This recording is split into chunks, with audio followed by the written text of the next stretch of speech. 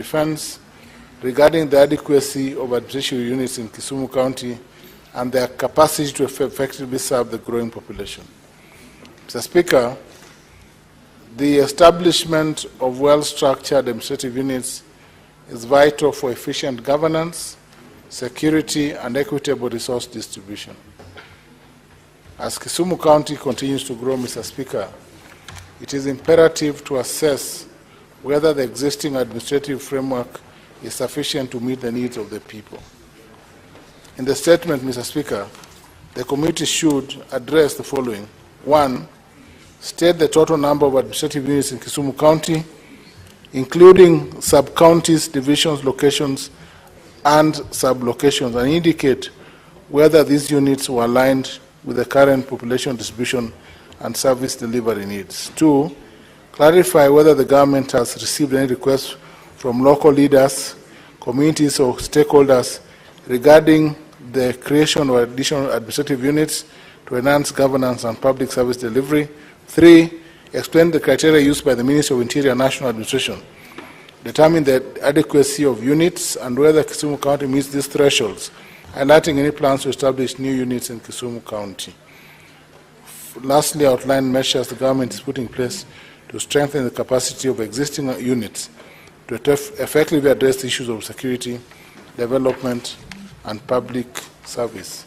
Mr. Speaker, my last statement is on the killing of fishermen in Ethiopia, in Todonyang, along Kenya-Ethiopia border. Mr. Speaker, I rise pursuant to Order 53.1 to seek a statement of the Standing Committee on National Security, Defense, and Foreign Relations.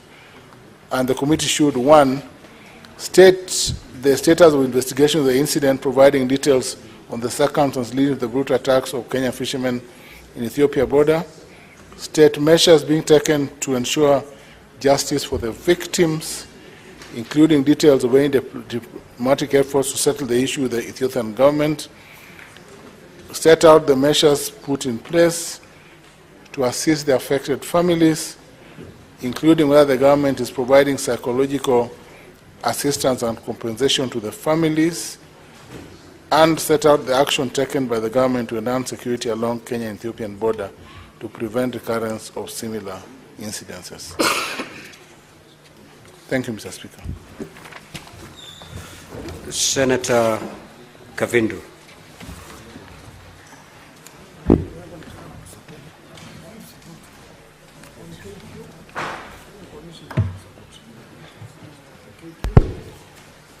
Thank you, Mr. Speaker, for this opportunity.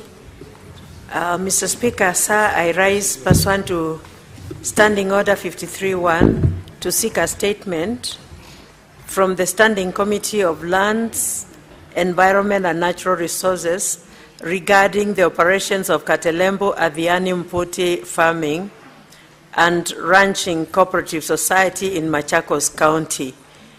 In the statement, the committee should, 1, table the original survey map of the area measuring 11,967 hectares occupied by the Katelembo Adhiani Mputi Farming and Ranching Cooperative Society in Machakos County, including all the areas designated for public utility.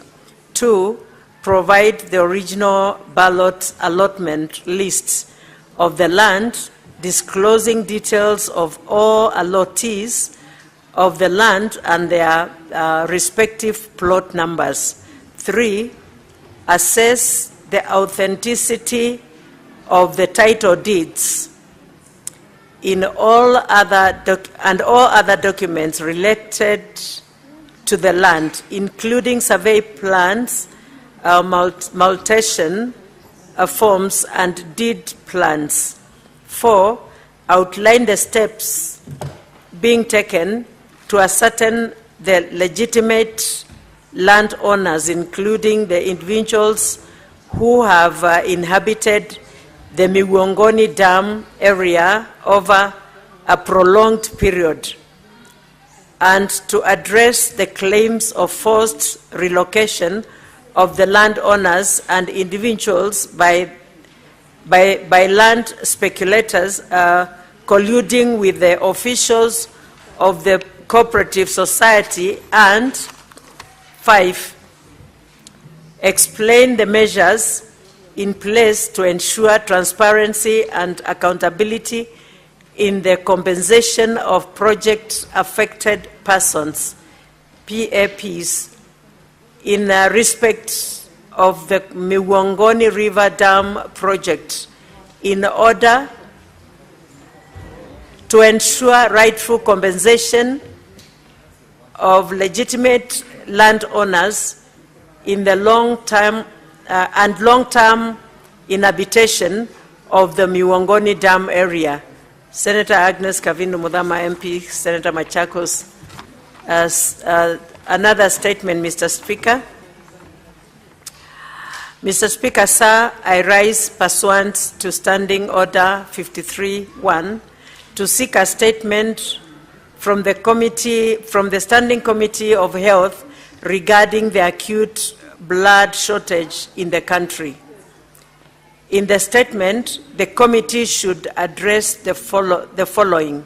1, the current state of blood transfusion services in the country, including details of available blood banks and laboratories reagents.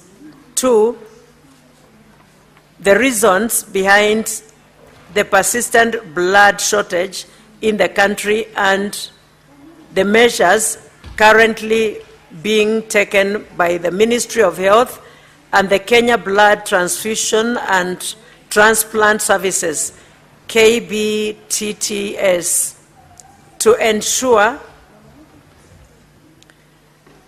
the consistent availability of blood transfusion services and blood reagents in the country. And 3, the measures and strategies in place to enhance public education and awareness campaigns regarding the reluctance of Kenyans to donate blood, and to demystify the reasons, myths, and beliefs that may lead to this reluctance.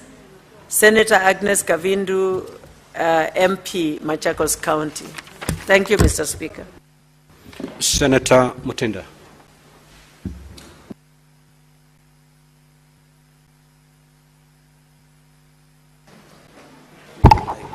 Thank you.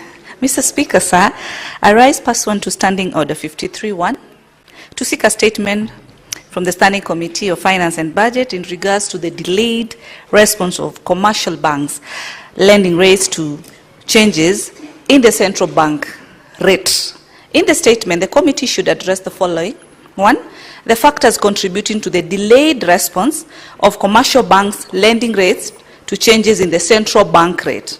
2, the steps being taken by the Central Bank of Kenya to enhance the effectiveness of CBR as the monetary policy tool, ensuring that financial institutions adjust their lending rates in a timely manner without further action or any further delay or intervention from the CBK. 3, recommendations on policies and practices that CBK could adopt from the Federal Reserve in the United States of America, European Central Bank, and the Bank of England to ensure seamless economic adjustments in response to changes in the monetary policy. Thank you, Mr. Speaker. Senator Chute.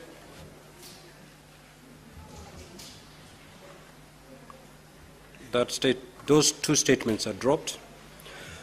We will defer the statement by Senator Mundigi, defer the statement by Senator Veronica Maina.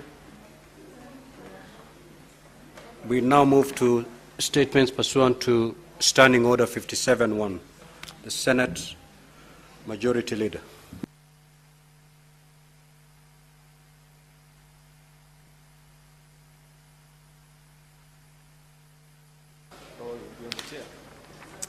Mr. Speaker, sir, this is a statement pursuant to Standing Order number 57-1 which is to present the business for the week commencing Tuesday, the 1st of April 2025, when we resume from recess. As honorable senators are aware, at the rise of the House today, the Senate will proceed on recess until Tuesday, 1st of April 2025, pursuant to the Senate calendar. Consequently, the Senate Business Committee has not scheduled any business for next week. Mr. Speaker, sir, the status of legislative business pending before the Senate is as follows. 57 bills are pending conclusion in the Senate, of which 45 are at the second reading stage and 12 are at the committee of the whole stage. 30 motions are pending conclusion, 26 petitions are pending conclusion, out of which 18 are due for reporting by the respective standing committees, and 532 statements pursuant to Standing Order number 53-1 are pending conclusion by the respective standing committees. Upon the resumption of regular sittings on Tuesday, 1st of April 2024, the SBC will meet to consider the business for the week. The tentative business for that day will include business not concluded from today's order paper, as well as business indicated in the notice paper. The tentative business for the morning sitting on Wednesday, 2nd April, will include the schedule of questions to the Cabinet Secretaries as approved by the Senate Business Committee, as well as motions. The questions include: A, question number 2 to the CS for Foreign Affairs and Diaspora. Question number 7 to the CS for Cooperatives. Number 42 also to the same CS. Number 34 to the CS for National Treasury. Number 35 to the National Treasury. And 48, as well as question number 37 to the Cabinet Secretary in the Ministry of Environment, Climate Change and Forest. The tentative business for the afternoon sitting on Wednesday, 2nd April 2025, will include business not concluded from Tuesday's order paper and the following: bills, which is a statutory instruments amendment bill, the County Wards Equitable Development Bill, County Statistics Bill, County Government State Officers Removal Procedures Bill, the Creative Economy Support Bill, the Livestock Protection and Sustainability Bill, the County Governments Amendment Bill. The bills are the Committee of the Whole is County Public Finance Laws, the Street Vendors Protection Bill, Land Amendment Bill, Cooperative Societies, Establishment of the National Teaching and Referral Hospitals in Kenya, Consolidation of Bursary Funds for the Equitable Access to Education in Kenya. The projected business for Thursday, 3rd April 2025, will include business not included in the order paper for Tuesday, the 1st of April 2025, Wednesday, the 2nd April 2025, and any other business scheduled by the SBC. In conclusion, as honorable senators will note from today's order paper, orders number 9 to 15 are scheduled for division, with 2 of them relating to critical business, which I am glad to report, Mr. Speaker, that we have since considered, albeit late and out of time, which is rather unfortunate, but glad nonetheless that we have done so.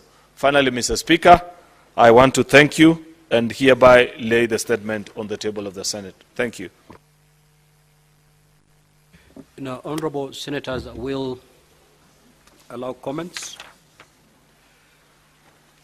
Clerk, can you recite our system, because I am unable to pick any name from my dashboard.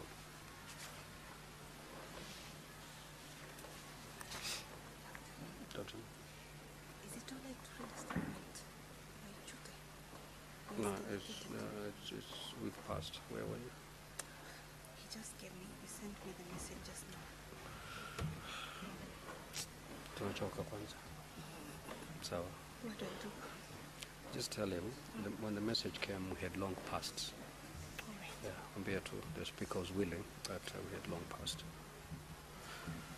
Okay, honorable senators, we will allow comments on the statements that have been requested. Senator Essie. Thank you, Mr. Speaker. I would wish to know whether you are agreed to comments on the general statement that Senator Methu gave on the 50th anniversary. Yes, pursuant to Standing Order number 1, I will allow comments on that particular statement. Thank you for that consideration. I might not be conversant with very many of the events then, but then as a student of history, I read a lot about the late J.M. Kariuki, and most of the activities then influence our politics currently.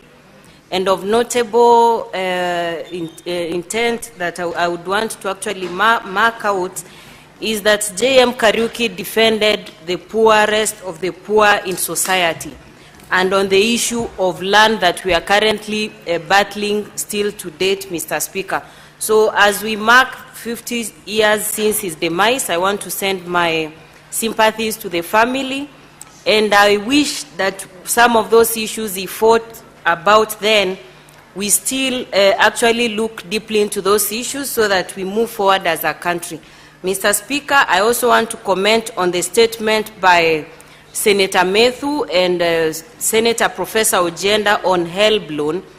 Mr. Speaker, I'm a beneficiary of the HELB loan. So once students miss the HELB loan, it's actually affecting them in terms of accommodation, meals. We have students who are coming from very poor backgrounds who are relying on these monies to support them, Mr. Speaker. Imagine a situation where students who are not able to get this money, they are not able even to report back to their universities and places of study. So, Mr. Speaker, on that note, I would also wish to encourage beneficiaries of the HELB loan to pay back. Once you've been able to successfully get a job, make it a point of urgency to pay back that money so that other students from very needy areas can benefit from this loan. And finally, I want to support the statement by Senator Sifuna on delayed capitation to schools. Mr. Speaker, heads of schools are having a very hard time. I do not even know how they are going to prevent strikes, because we are not going to expect heads of school to use their own money to run the school. So I want to implore the government that we prioritize sending capitation to school so that heads of school can pay even support staff money, can provide food for the students, so that we are able to keep our students in school. Thank you, Mr. Speaker. Senator Manzo. Thank you, Mr. Speaker, for giving me an opportunity to comment. I will wish to begin with a statement by Honorable Ojenda in relation to delayed flights of KQ. Mr. Speaker, it is true that Kenyans traveling can get very inconvenienced, but at times this happens when something goes wrong with an aircraft or it fails to take off from another destination and therefore disrupts the rest of the events of the flights. And then also a flight takes off, develops problems airborne, and comes back. And that happened one time, Mr. Speaker, to the flight to New York. And people were stranded at the airport, although efforts were made to make them comfortable for many, many hours, and eventually messed up the whole schedule of the New York flights, which we was a big favor from the American government so that it could make travel easy. And therefore, Mr. Speaker, there is a need to make sure that the management is assisted by this House to make sure that our destination is reliable and the people wish to use our branded aircraft. The second issue is on the abduction of the chiefs by Mariam. Mr. Speaker, it is very surprising that up to today, chiefs who are first security people, who are usually accompanied by police officers who are armed, who are going to plan an event where the president is going to visit a part of Kenya, and which is a very serious security issue, even for the president himself, get abducted, and up to today have never been recovered either by the armed forces or the police forces, Mr. Speaker. That means if a chief who is well secured in an area in northeastern can be abducted, then any Kenyan there, or even any Kenyan in Kenya, can easily be abducted and they find themselves outside jurisdiction. Mr. Speaker, I think this is a very important petition, and we should really do our level best as a House to make sure, first and foremost, these chiefs are found alive and safe, and to make sure that Kenyans are safe in the country.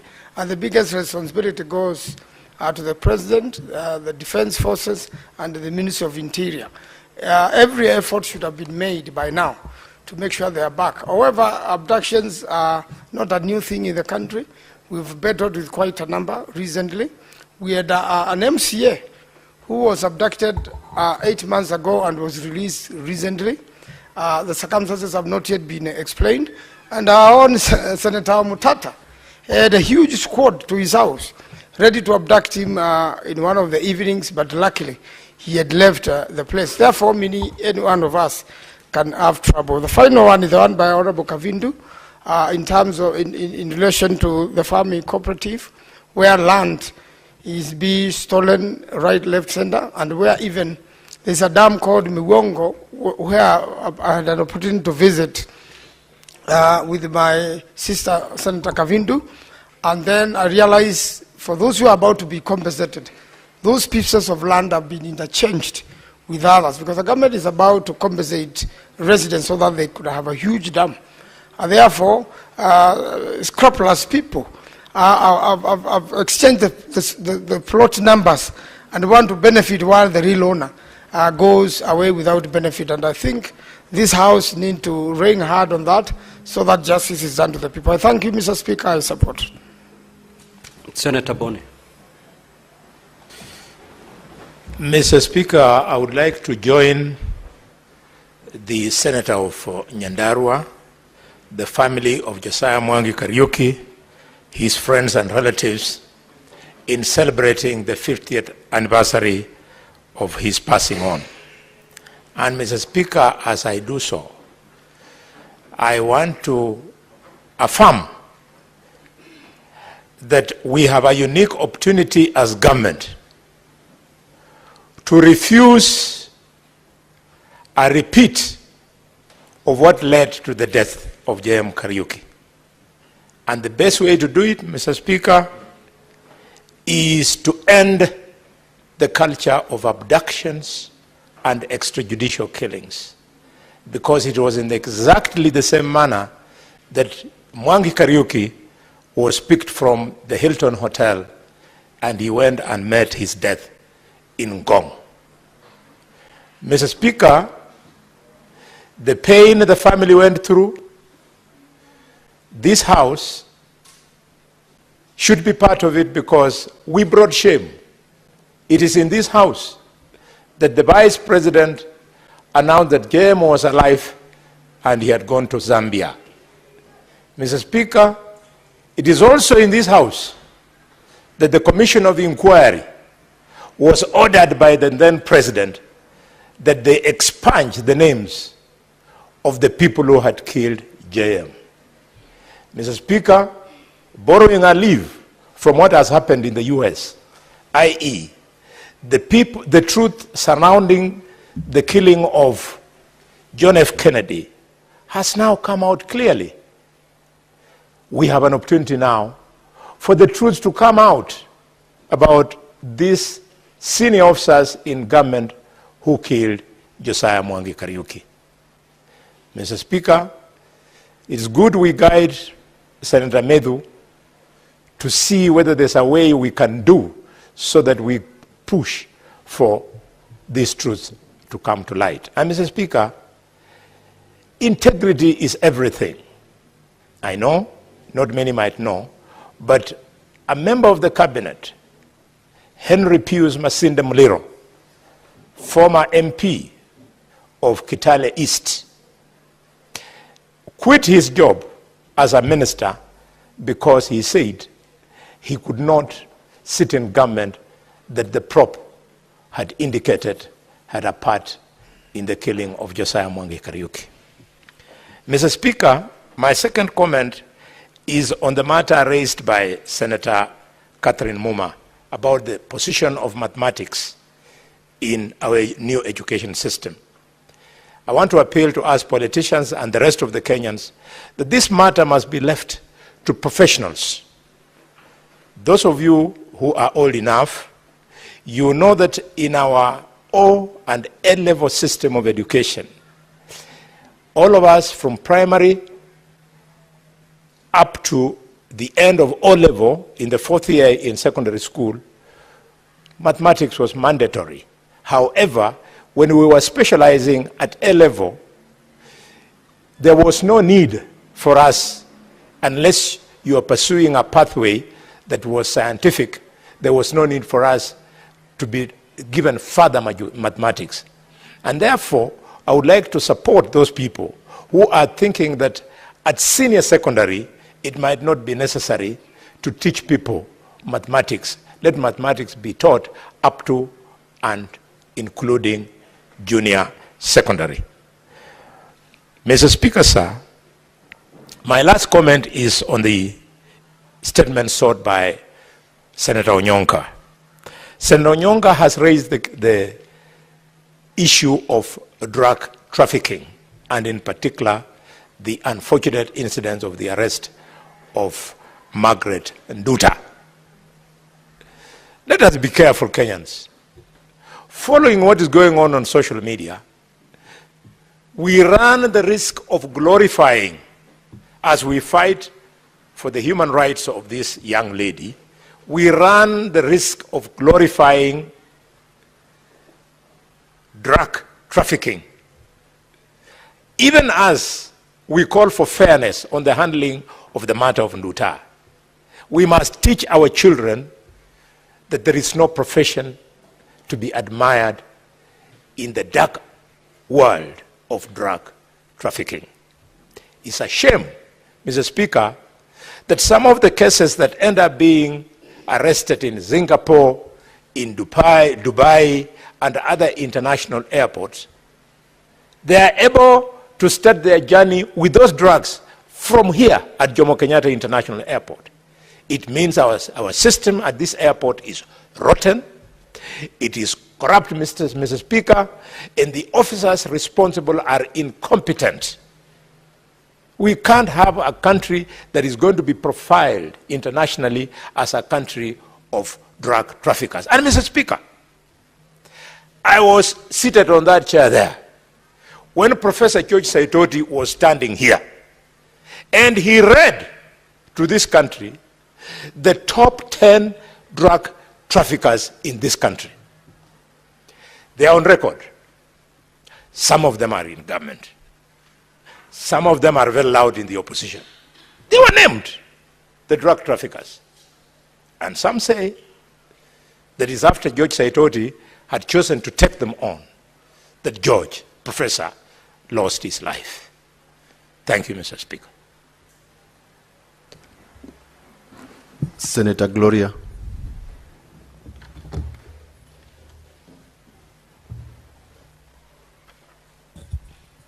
Thank you, Mr. Speaker. I would like to comment on Senator Hamida Kibwana's statement about the shutdown of the Kenya Health Information System owing to the departure of USAID from the country. Mr. Speaker, it is very unfortunate that we are living in difficult times.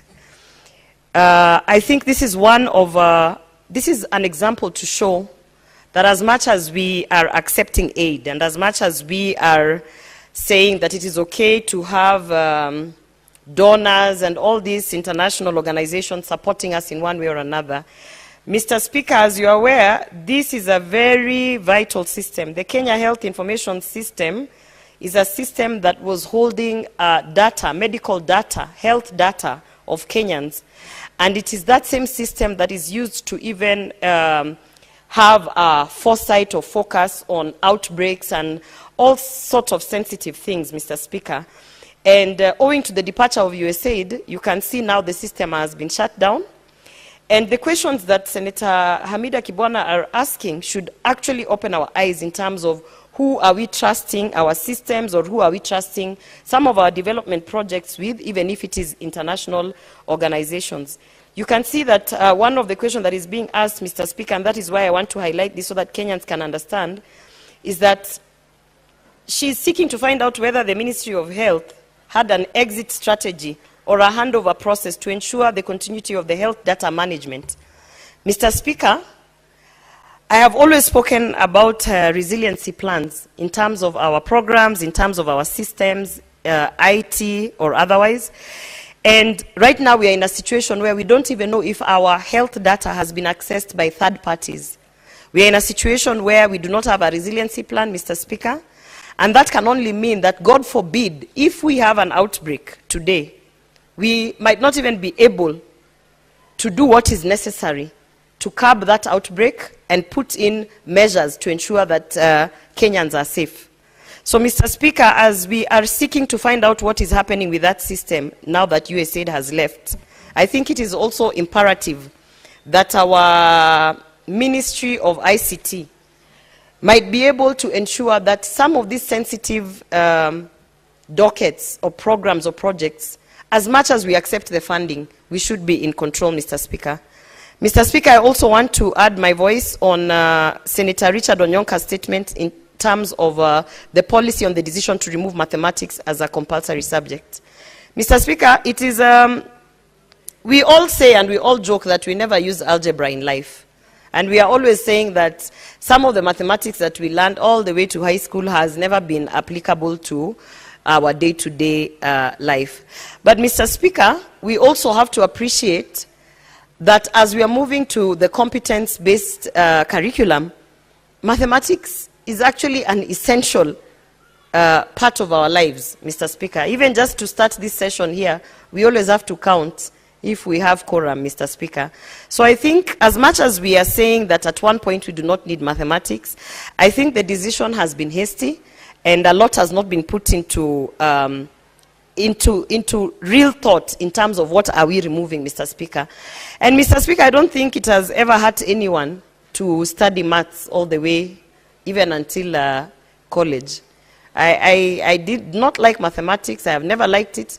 But once in a while, I start to appreciate why I was in some of those very complicated classes, Mr. Speaker, because sometimes even on the applications of the bases and the themes that we learn in the mathematics, you never get to appreciate until you are out there in the industry, whether even in communications, whether in engineering, architecture, whatever, and you are forced in a situation where you have to apply some level of thinking that we acquired during those mathematics classes. So I think that was a hasty decision, and I do hope that as we are seeking inquiries as to what led to this policy and how we can further make our curriculum efficient, I do want to say that we must appreciate that, yes, we do not apply algebra everywhere, but some of the things that we are taught in mathematics are actually applicable in life, and I think it is a basis of our day-to-day lives in the different forums that we are. Thank you, Mr. Speaker. Senator Beatrice Ogola. I thank you, Mr. Speaker, sir. Mr. Speaker, sir, I want to start by supporting the first two statements on Order 52.1. And Honorable Speaker, as we remember J.M. Kariuki on the 5th anniversary of his death, I want it to go on record that I also want to remember in a special way one outstanding man we've had in this country, the late Tom Mboya, that came from Homabay County. Honorable Speaker, just as J.M. Kariuki had outstanding deeds in this country, the late Tom Mboya equally had very remarkable things that we can remember. This was a man that was a cabinet minister of planning in this country, and in my county, Homabay County, we attribute a lot of great things to Tom Mboya. Part of it is the Homabay Referral Hostel, the Homabay High School, the stadium that we have today are attributed to the planning that Tom Mboya did while he was the Minister of Planning. Along with J.M. Kariuki and Tom Mboya, I want to remember also the doyen of devolution, the late Odhiambo Mbai, that equally comes from a sub-county that I have a history with, Homabay Town sub-county. Honorable Speaker, the late Odhiambo Mbai is, as his successors, not limited to the devolution that we now enjoy. This Senate came with the new constitution, and all that is attributed to one scholar called the late Odhiambo Mbai. Along with personalities we remember in this country are the late Minister Robert Ouko. And Honorable Speaker, these are people who did a lot in this country. And Honorable Speaker, it is also, as we remember J.M. Kariuki, and we remember the few have mentioned, there are so many in this republic, like Tom Mboya, Odhiambo Mbai, Robert Ouko. It is important to note that, Honorable Speaker, there is something in a name that all of us must guard. And that is why we must all protect our names, and that is why we must all build onto these names. Honorable Speaker, a few people can remember now who physically Tom Mboya was. A few of us here can remember physically who J.M. Kariuki was. A few of us can remember who Odhiambo Mbai was. They do not even know physically how he looked. But we remember those names, Honorable Speaker. And that is why we say we must protect our names. And that is why we say we can never, ever allow people who discredit others' names, because names are built over years, Honorable Speaker. People take years to build their names. Some of it professionally, some of it, even their families rely on these names. And that is why we call upon everybody to respect each other, to honor each other, and to never, never discredit names that people have built over centuries. Honorable Speaker, I come to the second statement that I want to support, the statement by nominated Senator Mariam Sheikh. Senator talks about abductions. And on the same note, Honorable Speaker, I want to remind this House of a lie that I had here some few weeks ago. One of us came to say that Raila Amolo Odinga did not mention the issue of abductions until we had a function of our prayers that was just few days to his going for the elections in Addis Ababa. Honorable Speaker, I want to put this record straight. That statement was made by the Senator of Kiambu, Senator Thangwa, and he said that Raila at no time did Raila talk about against abductions. I want it to be recorded here that right in December 2024, when Governor Gladys Wanga was hosting the finals of the Genoa Cup in the Raila Odinga Stadium in Homa Bay County, Raila Amolo Odinga came out publicly to talk against abductions and in the presence of the president of this country. And so it is a lie to say that Raila Amolo Odinga did not talk about abductions. And Honorable Speaker, as I correct that, I also want to say that we should never encourage issues like abductions. That in this country we should encourage diverse thinking. And when people speak out their mind, and that is in the constitution of this country, the Constitution 2010, they must be heard, Honorable Speaker, and abduction should be treated as a criminal offense, Honorable Speaker. Honorable Speaker, I therefore go to support the statement by the Senator of Kisii, Senator Richard Onyonka, who makes a remark about the policy decision that was made by the government to remove mathematics as a compulsory subject. Honorable Speaker, I want to support the sentiments that have been brought up here over the same by my sister, Senator Gloria, and to say, Honorable Speaker, that mathematics and languages have skills that we refer to as life skills, Honorable Speaker. We all know that all of us need mathematical skills. Whether you're a hustler, whether you're a border rider, we need to sharpen these skills in school. And so, Honorable Speaker, I will not be one person who will support this policy decision. Mathematics and languages form the foundation of the skills upon which people build the professions that they have. Honorable Speaker, I've been a teacher of languages, and I know the basic skills that language bills are listening, are speaking, are writing, and these are core. Somebody might underrate them. But all over in our life, even today as you are a member of parliament, you need those skills. And that is why they are referred to as basic skills.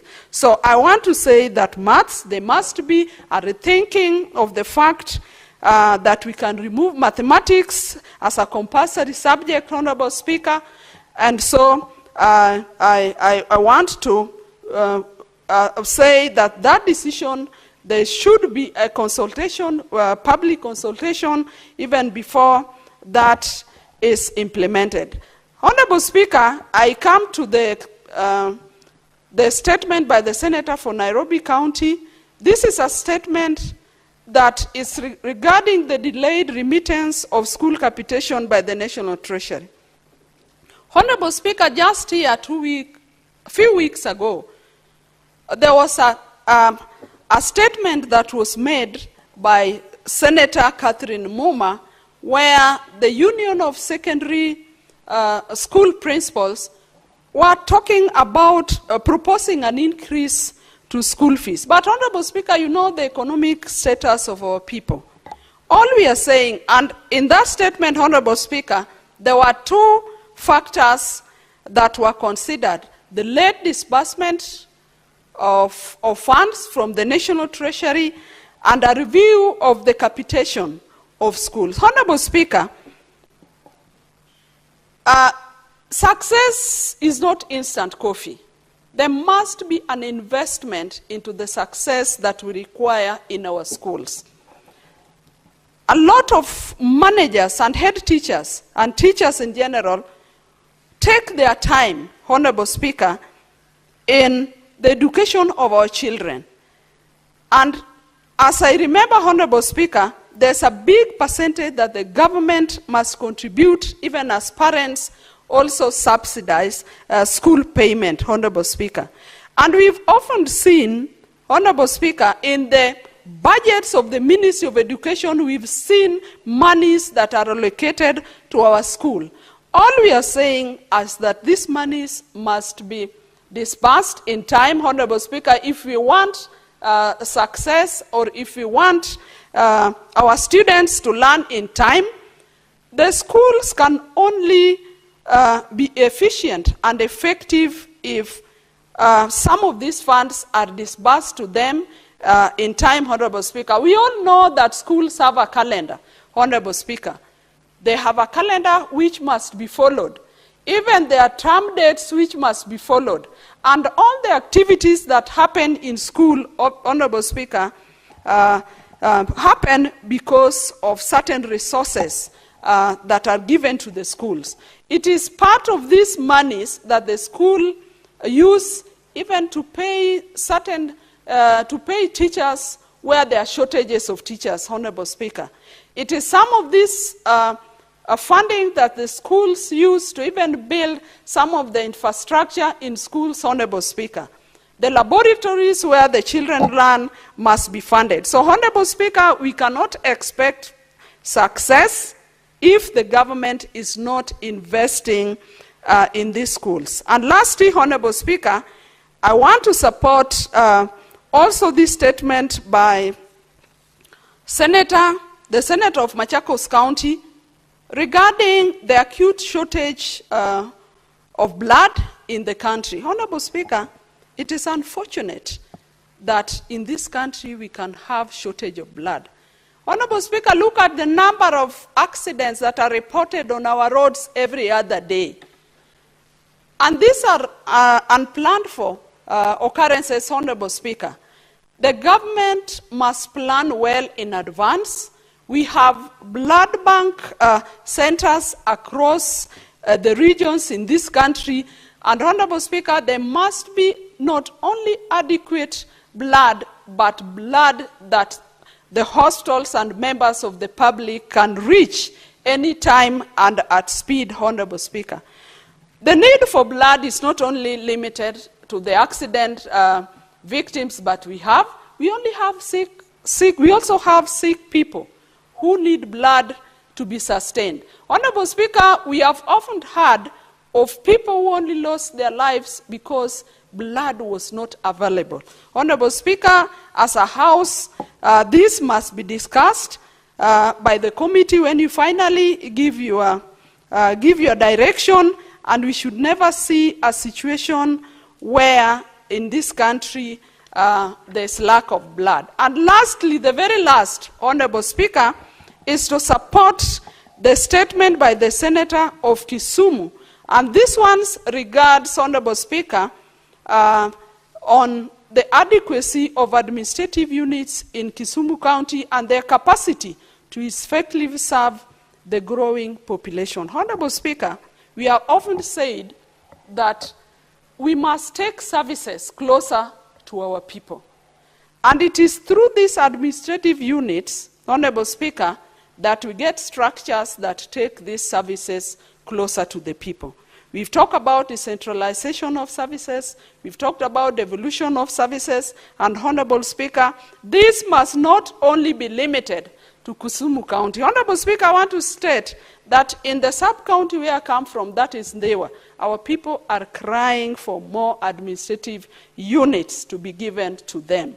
Through the effort of leadership, Honorable Speaker, and through some delegations that we made to His Excellency, the President of this country, we were able to get Ndewa sub-county divided into 2 sub-county.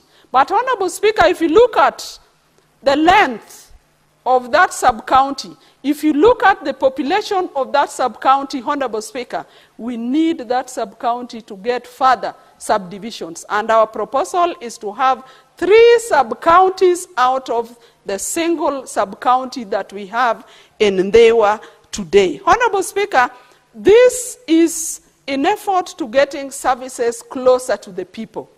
And Honorable Speaker, that is why all of us even applaud devolution, because we wanted services to come from Nairobi and to be devolved up to the county headquarters.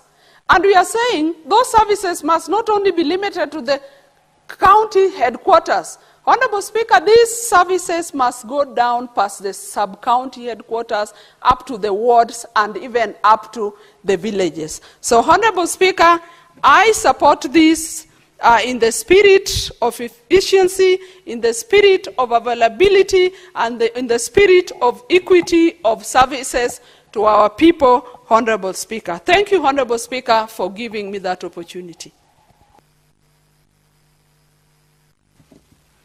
Senator Gloria Oroba. Mr. Speaker, I beg that you allow me to, I was not here when we were honoring Senator Cheptumo, the late, and I was hoping that you could give me 2 minutes just to honor him, because I was not in the house. Proceed, Senator. Thank you, Mr. Speaker. Mr. Speaker, I want to say that having been in this house for a short period of time and being a first-timer, one of the people who had been mentoring me and who had been giving me advice is Senator Cheptumo, who actually used to sit behind me.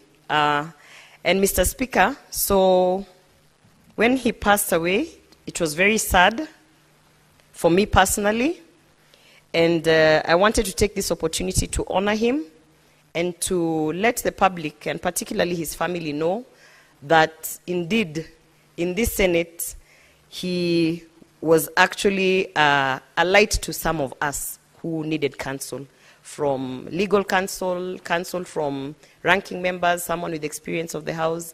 And therefore, I wanted to take this time to honor him, and also to say that I do hope that as we are always ensuring that we have public records here, I hope that his submissions in the House and the work that he has done will not be forgotten by the people of Baringo and Kenyans at large. Thank you, Mr. Speaker. Next order. Order number 8, the Public Audit Amendment Bill, National Assembly Bills number 4 of 2024, first reading. A bill for an act of Parliament to amend the Public Audit Act 2015 and for connected purposes. Order number 9, the Public Finance Management Amendment number 2 Bill, National Assembly Bills number 26 of 2024, first reading. A bill for an act of Parliament to amend the Public Finance Management Act and for connected purposes. Order number 10, the County Government's Additional Allocations Bill, National Assembly Bills number 2 of 2025, first reading. A bill for an act of Parliament to amend the additional allocations to county governments for 2024-2025 financial year, the responsibilities of national government and county governments pursuant to such allocation, and for connected purposes.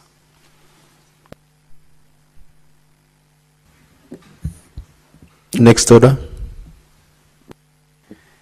Order number 20, motion, consideration of the joint report of the National Assembly Departmental Committee on Justice and Legal Affairs and the Senate Standing Committee on Justice, Legal Affairs and Human Rights on its consideration of the report of the National Dialogue Committee, NADCO, and the report of the Multisectoral Working Group on the realization of the 2/3 gender principle. Resumption of debate.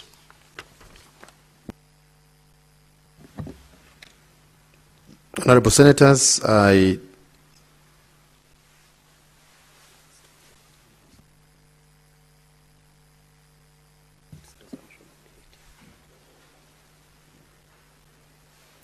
Senator Beatrice Ogola. Honorable Speaker, I rise to support this motion. And especially, Honorable Speaker, I want to applaud the leadership of this country, especially the two leading lights, His Excellency the President and the Right Honorable Prime Minister. Honorable Speaker, it is not for any reason that I want to indicate that I'm proud of these two gentlemen. Honorable Speaker, this is a discussion that came from the NADCO report. And the NADCO report came from a two-group committee that was constituted by the President and the Right Honorable Prime Minister, Raila Odinga, because of their charisma and because of their patriotism in this country. Honorable Speaker, I would like to say that yesterday we had a delegation of the Homa Bay County leadership led by our performing governor, Governor Gladys Wanga, to meet the head of state. And Honorable Speaker, that is a right of any leader in this country. But something that I must applaud from that visit, that the head of state was categorical, and the head of state made a statement that touched my heart. The head of state indicated that Kenya is big enough for all of us, Honorable Speaker. That in this country, no community needs to live for the other to come into leadership, Honorable Speaker. And that is why we want to say that everybody must reconsider their decision in this country, and let us all be part and parcel of this country. Let us be part and parcel of running this country. Let us be part and parcel of all the initiatives that in this country. Honorable Speaker, it was very critical when the head of state made that statement. Then I realized that we do not even need certain outrageous thinking that we have had in this country, that in this country, after election, there's shareholding, Honorable Speaker. That there are people who must be in, and they must own this country in certain percentages. Honorable Speaker, I want to declare that Kenya is for all Kenyans, and we must all be part of the running of this country. And we want to tell anybody who thinks that you can only be there alone, and we want to convince everybody that we do not need some communities to leave government in order for some to get in. We need everybody in this country, and possibly that is the reason why this country is still holding up. Honorable Speaker, after that delegation to the head of state, we also equally, as the leadership of my county, met the Right Honorable Prime Minister Raila Amolo Odinga. And in our discussion, Honorable Speaker, the Prime Minister, the Right Honorable Prime Minister, told us that we all belong to this country, that we can all be comfortable in this country, and in this country we all need each other in this country. And so he went ahead to say that nobody should be uncomfortable because somebody is part of this government, because we all belong and we all have some space. And Honorable Speaker, now come back to the NADCO report, and I want to say that I want to support from the word go that in this country we must implement the 2/3 gender rule. In our discussion with the President was very emphatic. I saw a man who had a vision for this country, a man who wants to carry everybody in this country, a man who does not want to leave the youth behind, a man who does not want to leave women behind, a man who does not want to leave any quota behind, because he believes that in this country we are all equal and we all belong to Kenya. And the President promised us in that delegation that one thing he will see to its fruitful end is that we must implement the 2/3 gender rule. Honorable Speaker, why do we want a country where we have women forming over 55% and we do not want them to have equal measure of seats in leadership at all levels, at all structures of decision-making, Honorable Speaker? And we are not specific that the gender rule will only affect, when people talk about the gender rule, then people they go very fast to point at elective seats. We are saying that let us embrace the 2/3 gender rule, whether it is at appointive positions, whether it is at elective positions, and Honorable Speaker, even this Senate, because the Senate guards the interest and protects the interest of counties, the Senate must go down to ensure that in the formation of structures in the county, we are adhering to the 2/3 gender rule. Honorable Speaker, I've been a CC in a county government, and all appointing authority and even at national government only run to the minimum, that not more than 2/3. We have counties where, and specifically, that people only go for 3 women out of 10 in appointive positions. Honorable Speaker, why don't we have even 5-5? Why don't we have 6 women against 4? Why don't we have the other way around? But Honorable Speaker, I'm not saying that gender is only about women, but I'm mentioning women because it is the women that have not been considered much. Honorable Speaker, as a country, let us include everybody in this country in decision-making. Let us get women into seats. Honorable Speaker, we are not only getting women into seats because we want to see the physical woman. It is not the physical woman we are looking for. We are looking for the gender and the thinking of the woman to be brought up in decision-making table. That if we are here, Honorable Speaker, I come here nominated on the gender platform, and I want to say that as we discuss here, as we make decisions, we are making decisions with the thinking of other women that are outside the houses in mind. And that is why I want to support this motion, and I want to encourage the leadership of this country that give out the goodwill so that we for once solve this problem once and all. Honorable Speaker, this country, Kenya, is admired in this continent because we lead and others follow. How can it be that when it comes to an important issue as the gender rule, then we are backtracking? I want to challenge all the men in Parliament, be they in the Senate or the National Assembly, that let us show that we are charismatic, that we are passionate, that we are patriotic.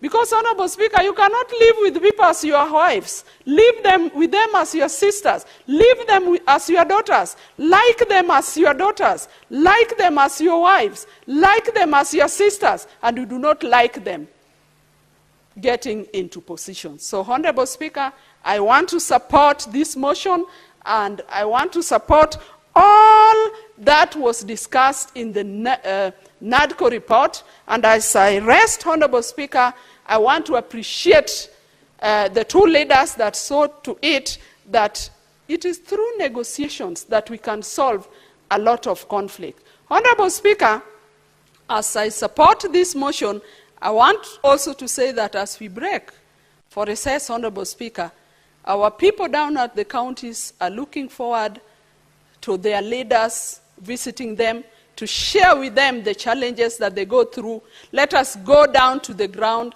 and share with our people the confusions over SHA, share with them issues of delayed disbursement of funds, share with them their challenges, and Honorable Speaker, I support this motion.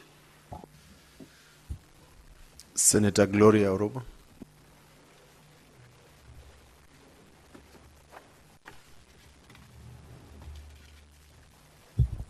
Thank you, Mr. Speaker.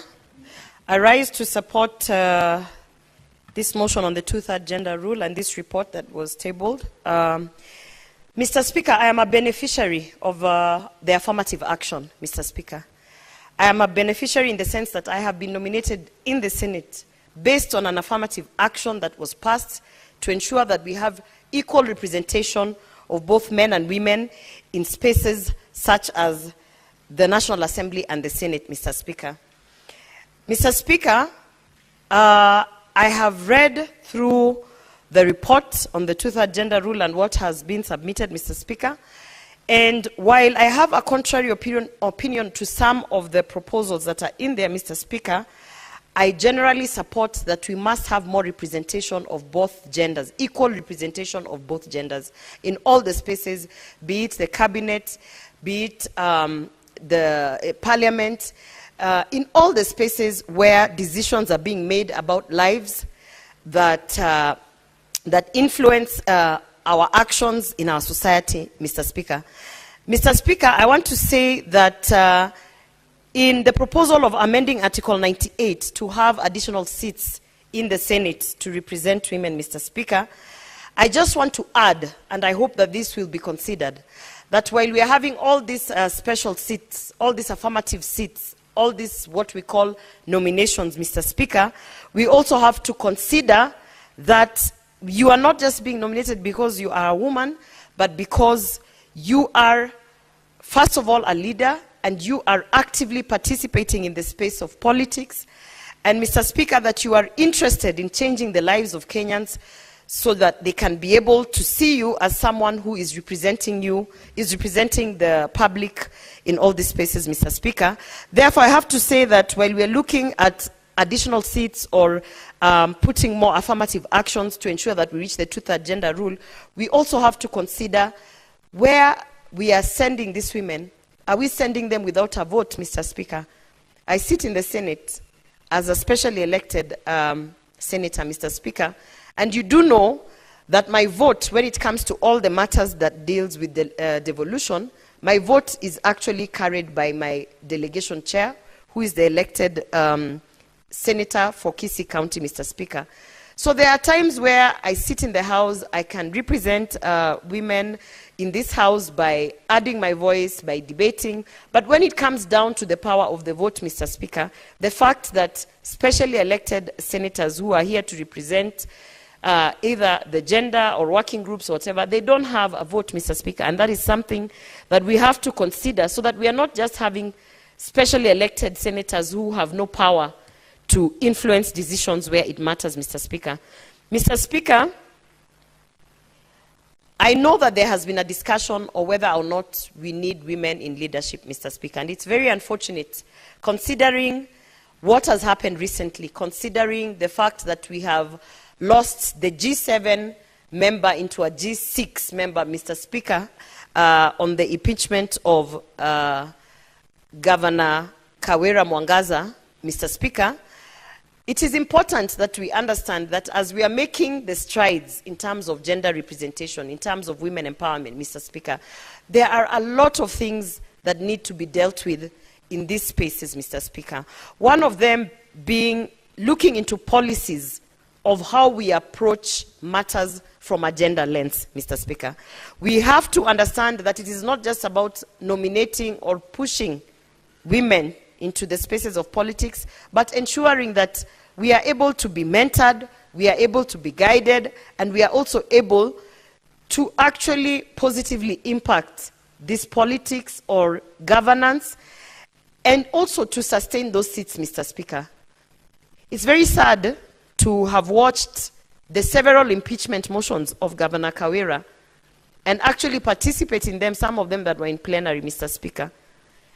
And the matters that came up in all those impeachment motions that were tabled, you could see what was lacking was that there was no gender lens in terms of even the submissions of the impeachment, Mr. Speaker. I don't want to stand in this upper house, this very prestigious house, to say that most of the things that are happening are because of patriarchy, but Mr. Speaker, allow me to say that our culture, the Kenyan culture, the African culture, we have literally inculcated a very patriarchal tradition, and in the ways that we live, in the ways that we communicate, in the ways that we are conducting business, Mr. Speaker, you can tell that we still have a long way to go, Mr. Speaker. I speak this in the background of what is happening in New York, Mr. Speaker. We have seen that at the Commission on the Status of Women, the agenda that is being pushed, Mr. Speaker, we keep talking about it, women empowerment, we keep talking about representation of women. But Mr. Speaker, in line with the International Women's Day, which is accelerate action, Mr. Speaker, we have to start actioning the things, the policies, the talks, the proposals that we are tabling. We have to start being intentional in terms of, do we really want to have women in these spaces of representation? Because if we do, Mr. Speaker, I want to say that we have to be intentional starting from this country, Mr. Speaker.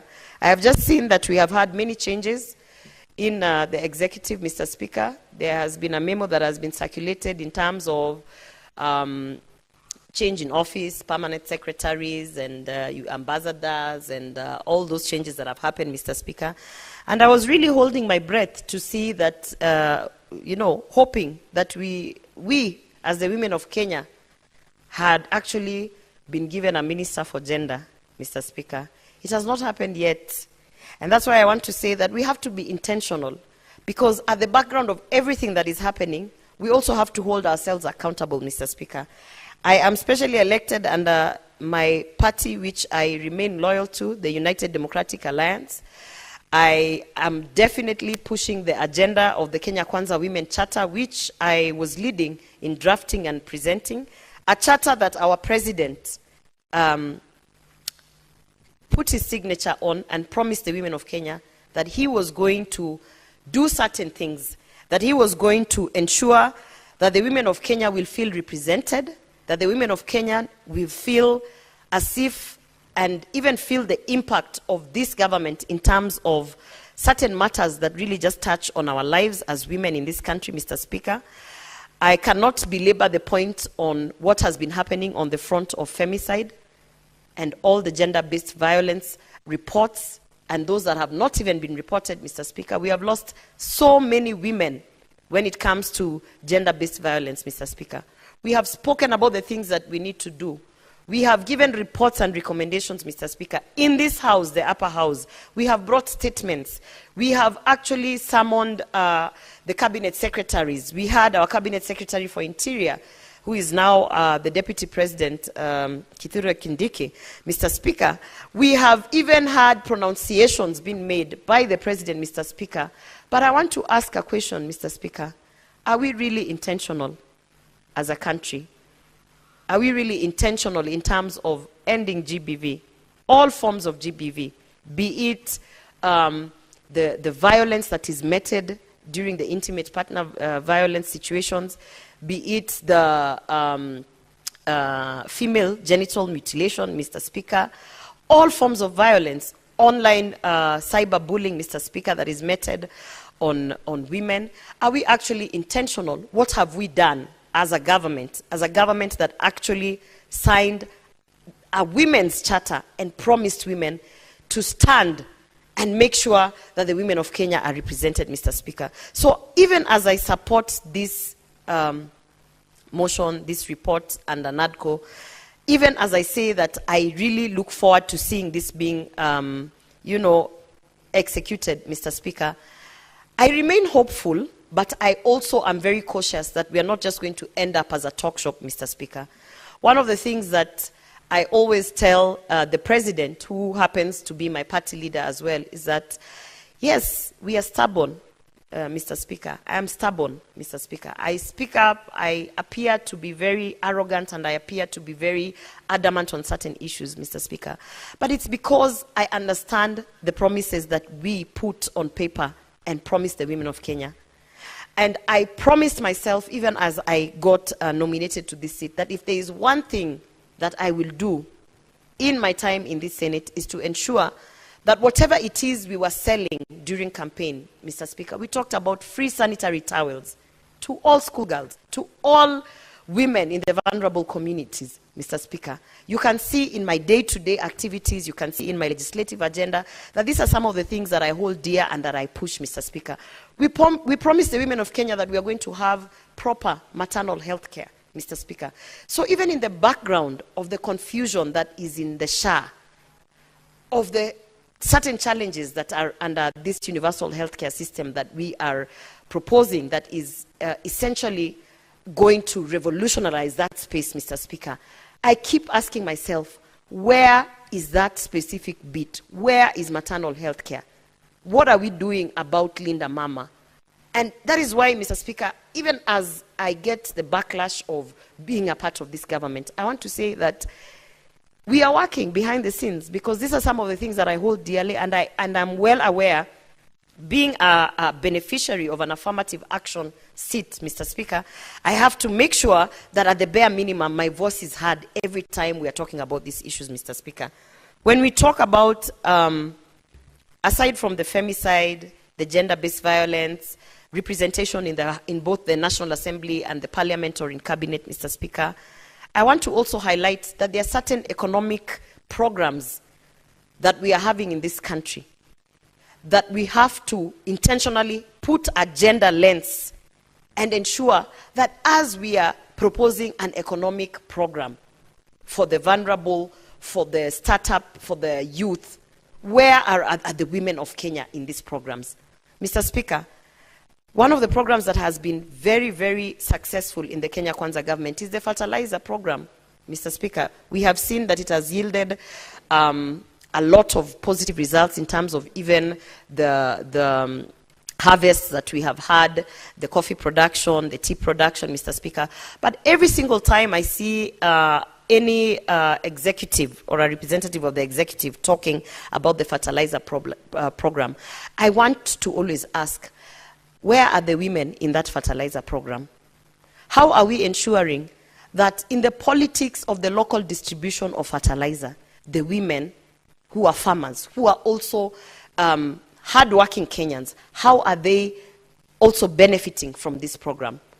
When we talk about the program of the Hustler Fund, I'm always keen to look at the stats, the data of how women are faring, how they are borrowing, if they are paying back, is it beneficial in their businesses, Mr. Speaker?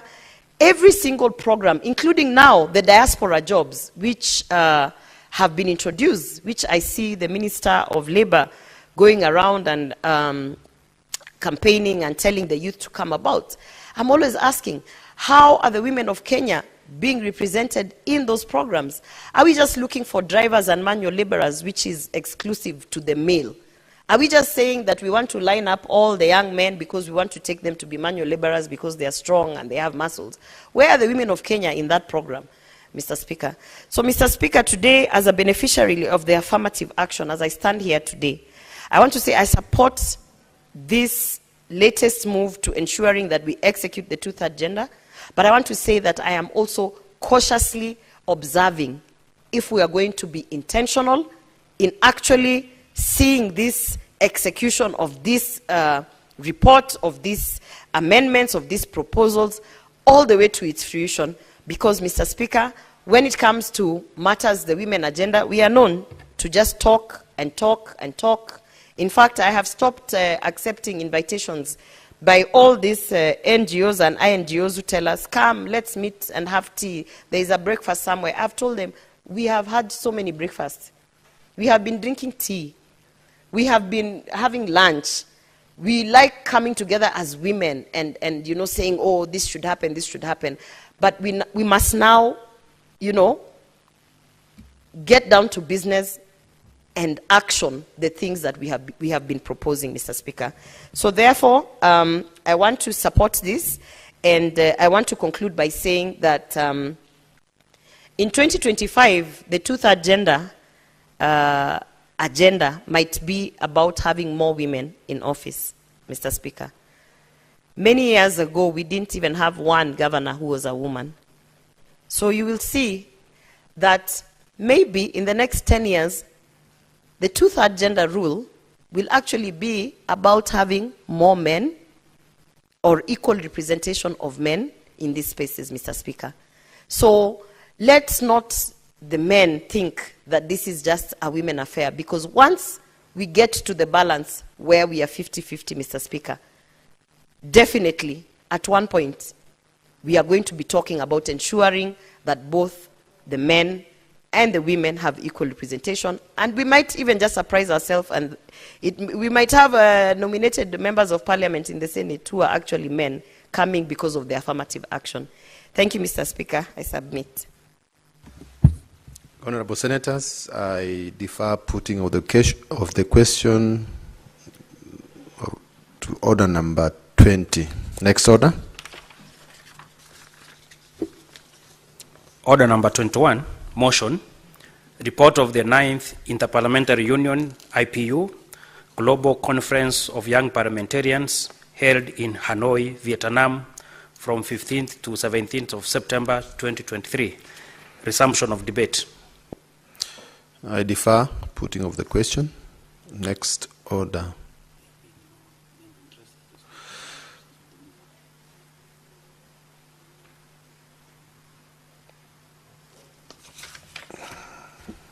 Order number 22, motion, report of the Standing Committee on Energy on its inquiry into the liquefied petroleum gas, LPG, explosion in Murad area, Embakasi, Nairobi City County. Honorable Senators, there being no senator wishing to contribute on this order, I defer that order number 22, number 23, number 24, 25, 26, 27, 28, 29, 30, 31, 32 to the next sitting.